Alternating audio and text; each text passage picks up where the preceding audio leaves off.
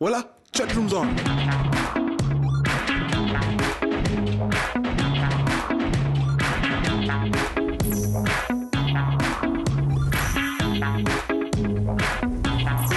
Chatroom, what's it all about? It's a debate. A start. Morality.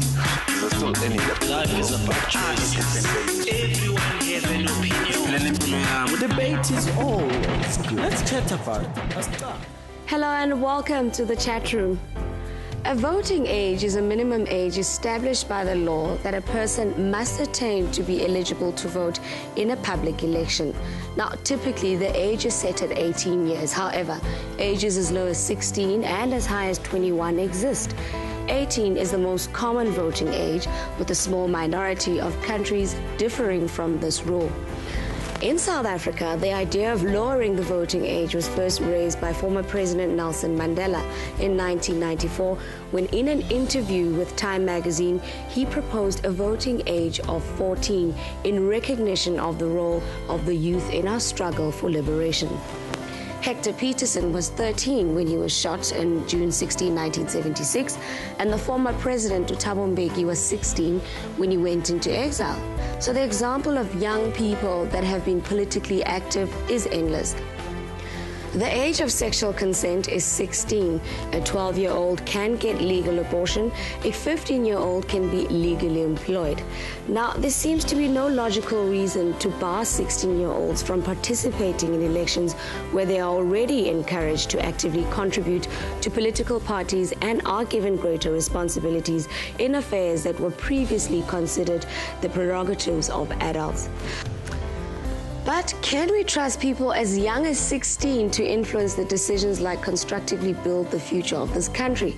I mean, would you trust your child with that kind of responsibility? Let's talk. The question today on the chat room is, should we allow 16-year-olds to vote in next year's election? Watch this insert.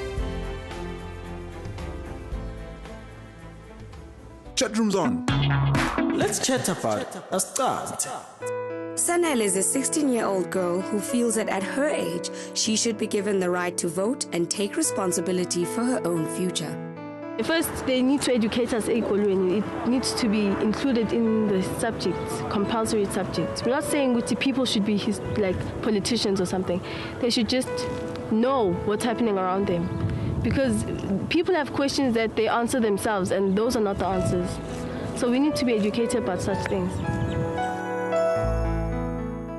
I'd be voting for a party, obviously, that will change the situations that we have today. Like, you know, more jobs, more homes for people who are unprivileged, more textbooks being delivered at schools.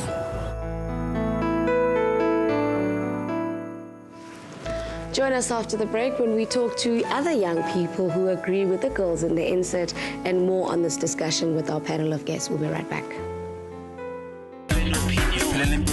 Debate is always good. Let's chat about it. A start. Debate is always good. Let's chat about it. A start. Welcome back to the chat room. In comparison to a decade ago or so, today's 16-year-old is more responsible, more techno-savvy, and arguably more focused on the options their future holds for them. Now, should they not be trusted enough to make an informed decision about the political landscape of the country as well? Before the break, we saw an insert, asking other people to sign a petition to the Independent Electoral Commission to allow them to vote, even though they are only 16. Now they join us in studio today, as well as our other panel of guests. We're also joined by Dr. Nomsa Masuku from the IEC, as well as our psychologist, Nontsikelelo Masuku, and Tristan, who is a junior mayor of the city of Johannesburg, as well as Lisiko, who is a youth leader in his community and church. Lisiko, Asanele and Tebogo, welcome to the chat room, and thank you everyone for joining us. Now, I'm going to give you a few seconds to just give us your statements in terms of why you think you should be eligible to vote at 16. I'm going to start with you, Tebogo. You can start now. Well, I mean, recently, a South African businessman, Kenny Kunene, was questioned regarding the open letter that he wrote to the president. Now, there were many questions that, were faced to him, but then one of them stood out, and that was, who are you to state such about the president regarding or looking at your past doings, your past deeds, your social status, all of that? And his reply was rather astonishing. He said something that actually made me think, and I think that is the reason why we're here today.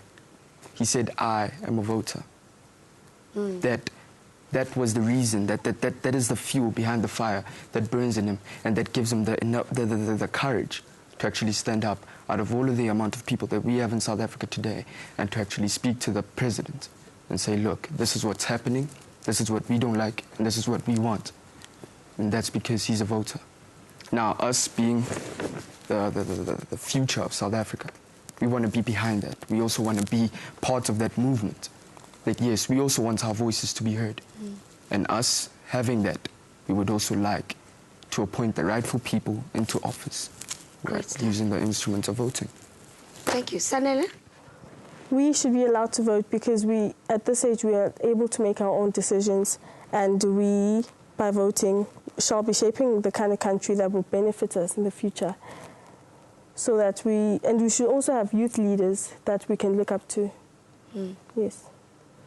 Thank you. All right, well, there you have it. The young people have spoken.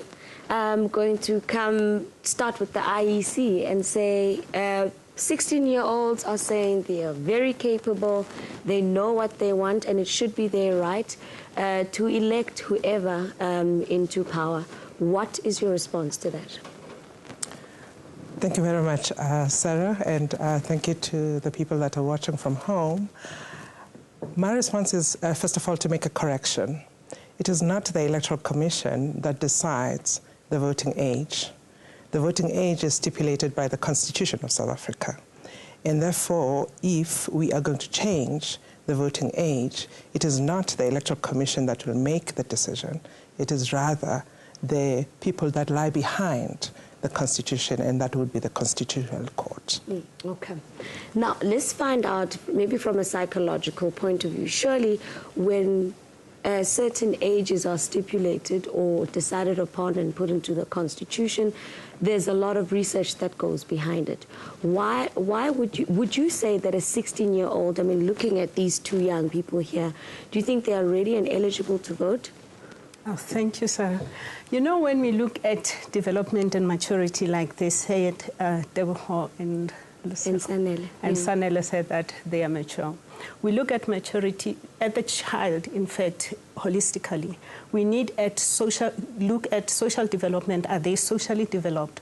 We need to look at their moral development. Are they morally developed? Psychologically, are they developed? Their careers. And if we are talking about a 16-year-old, we are talking about a grade 10. Who has just been given an opportunity to choose subjects. And in grade 10, they are not even able to choose subjects correctly. They still need guidance from adults. Now, if you're going to give children a responsibility of choosing who should lead them in the country, yet they haven't developed other stages, what are we saying as adults? And even in our own homes, the 16-year-olds, when there's death, when there's wedding, they are not included in deciding whether the wedding should be on the state or what to do during the funeral. So I'm thinking of whose agenda is it to say the 16-year-olds should vote? And what is it that we want to achieve as a society, as South Africans, if you are saying the 16-year-olds should vote? What is it that the 16-year-old will ask for? Because firstly, our children are from different environments. We can talk about 16-year-olds that are different, maybe with Tristan. Tristan here, his environment was different. But if I'm talking about a child in Piri in Soweto, a child in Matatiele, a child in Limpopo, who hasn't even started reading the newspapers or who doesn't have even access to television and to understand the politics and what is happening and what they need, then that's going to be a problem. And it will But my question to you is, the very same, I know you're saying that 16-year-olds are different, but the very same 16-year-old who's in Piri is heading up a home They're child-headed households. And they can work at the age of 15. I mean, they have to make the decision to work. They can have sex at that age. If you're looking at those things, those are major things.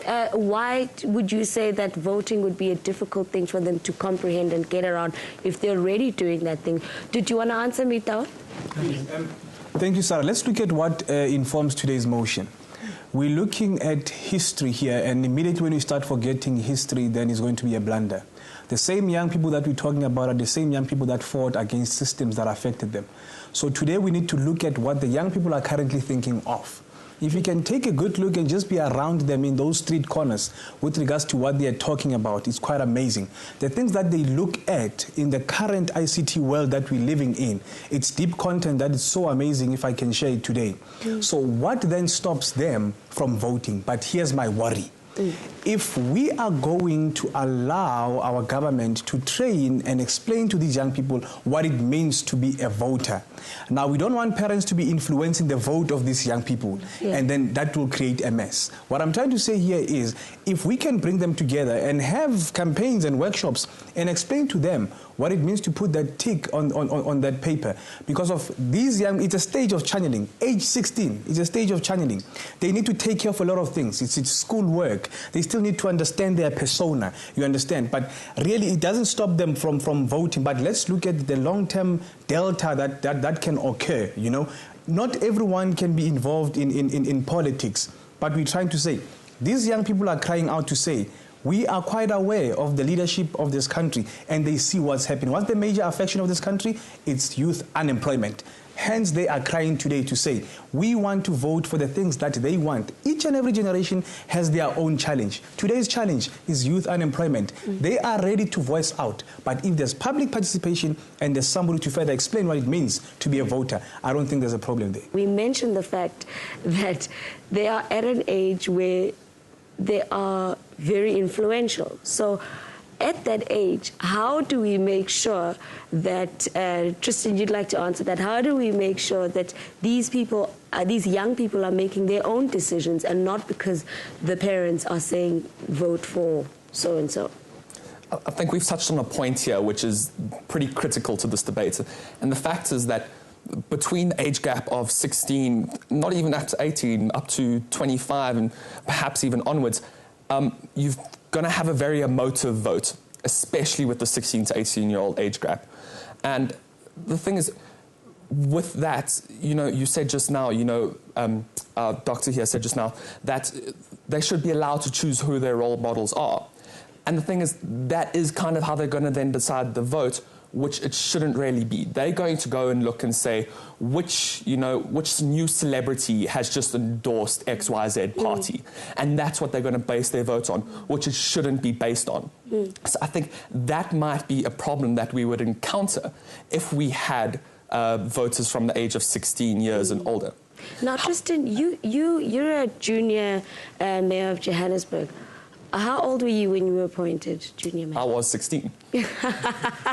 Now, very interesting. I mean, what are your responsibilities? Maybe let's break it down. Okay. As junior mayor, I'm head of the executive of the Johannesburg Student Council.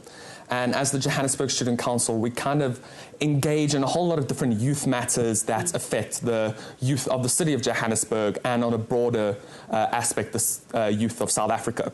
Issues such as this today and a whole lot of other issues, legislative issues with the Johannesburg Growth and Development Strategy was a big thing that we participated in, and also a lot of community development. Community outreach. At the age of 16, Tristan, you're doing amazing things. What makes you think that other 16-year-olds can't be doing what you're doing?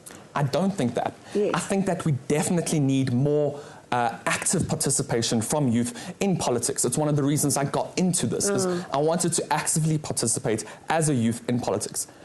I'm not entirely sure if giving 16-year-olds the right to vote is the best way to do that. I think we need more discussion like this on the subject to decide.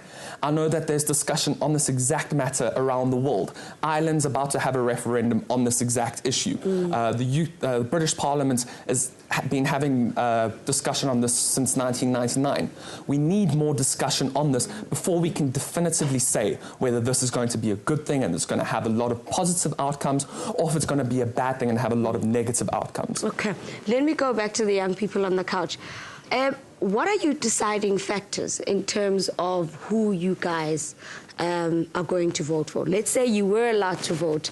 How do you decide your criteria in terms of how do you choose who to vote for?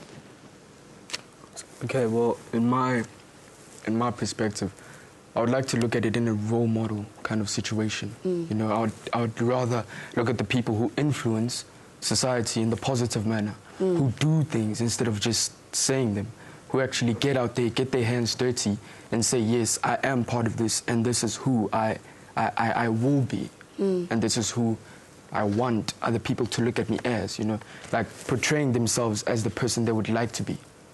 So that would also, you know, play a really big role in my voting manner. Okay, and you, Sadale? Someone like a party that will take charge and act, as Uteuko says, a party that will, like, who wants change, a party that will lead South Africa into a better country. Yes. Now, if you can answer, those are some of the things that they would look at when deciding who to vote for. What should we be looking at? A person who's ready to vote should be considering, what kind of issues should they be considering in terms of who to vote for? Sarah, allow me to bring this aspect, please. Now, let's look at the current elderly people, the old gogos and the old mkulus. This is my own findings, you have to understand. When these old gogos and Ntate Mkulus vote, they look at who fought for the struggle. And what they always say when they tick on that ballot paper, where is this particular face there? I tick. They don't want to be led by a particular party. Now, they don't want to detach their emotions on that party. This is where I'm going. These young people, they are looking for service delivery. Voting has nothing to do with maturity and age. I'll tell you why. When somebody performs, we can see that you are seriously delivering.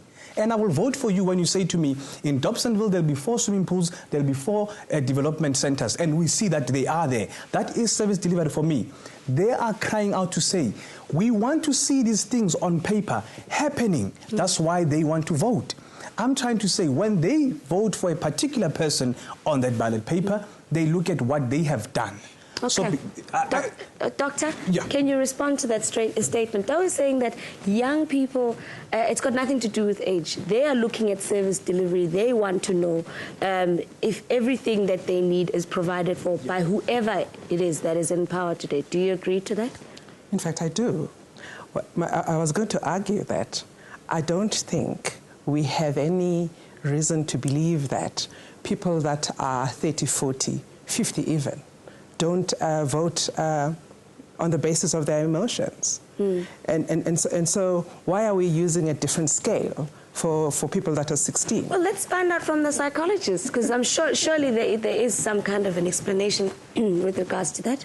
Let's not look at the minority. Let's look at the majority of children. What is it that they understand and their stages of development? And what I wanted to add is, in South Africa, we need to look at the context. What have we experienced in the past? While we continue with this discussion, we'll be back after the break. Debate is always good. Let's chat about it. Let's start. Debate is always good. Let's chat about it. Let's start.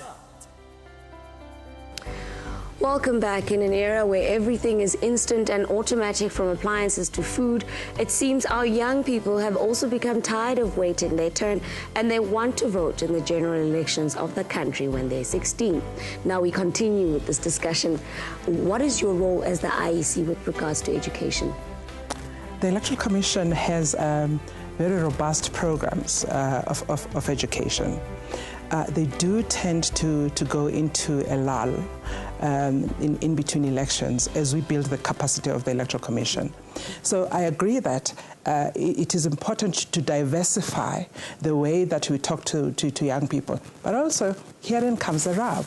I think it is important to get young people themselves to determine what kind of education they get in this area by forums like this one.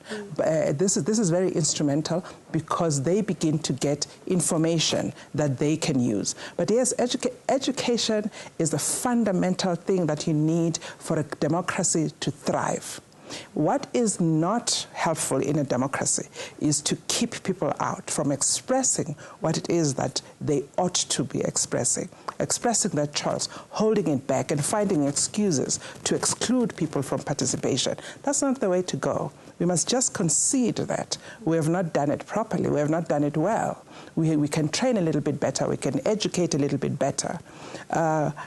I, for one, sitting over here as an official of the Electoral Commission, I want those figures to increase because that is going to tell me that 16 and 17-year-olds are raring to go.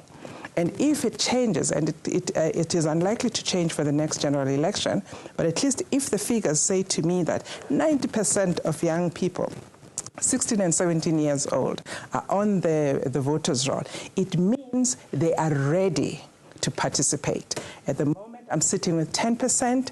I am not getting that message. What is voting, Tao? Voting for me as a young person simply means that the change that you want to see and who represents the change in the country. That's what it means for Lesego Tao. Thank you. Tristan, your closing comments. What would you say to young 16-year-olds out there who are like you, who are determined, who think they are ready to do this and they're ready to pick their next leader? Get involved. I think the biggest thing for the youth is to get involved in the politics. In South Africa, we're very lucky in that we've, in the past, had a very active youth. I'm not entirely sure how active our youth is at present, though. I think we need more active participation from youth. It's one of the reasons I went into the area of politics that I've gone into, and I think it's something that we definitely need. Whether voting at 16 should be an aspect of this, I'm not sure. There's too many factors that would play into it. However, the more involved you are, then I think the more we can say the youth is very involved in politics. They should be allowed to vote. So I think first, we need active participation. Then we need, through this participation will come education on how government runs and what it means to vote. And because of that, then we will be able to say 16-year-olds have the ability, have the know-how, have the participation in it to be able to vote. Thank you very much. So, guys, where to from here? And as Tristan mentioned, he's not saying that young people should all become politicians, but we should take interest in our country, in politics in our country. And you guys have also agreed that that's important. Where are you going to start from here? I'd say we start at home. Charity starts at home, you know. Start with the direct people you meet with. So, discuss it with your friends, understand it. Don't just listen to it, but understand it, you know, and seize it. You know, look at it in the perspective that you feel would be beneficial to you and the person next to you at the end of the day. Okay, thank you. Thank you, everyone, for coming through to the chat room, and all the best. Well, that's all we have time for today. Our social network platforms are buzzing with people who would like their voices to be heard regarding this topic. So please join us again next week, as well as on Google Chat and Twitter and SMS. From me, Sarah Thabethe, and the rest of the chat room team, goodbye and God bless.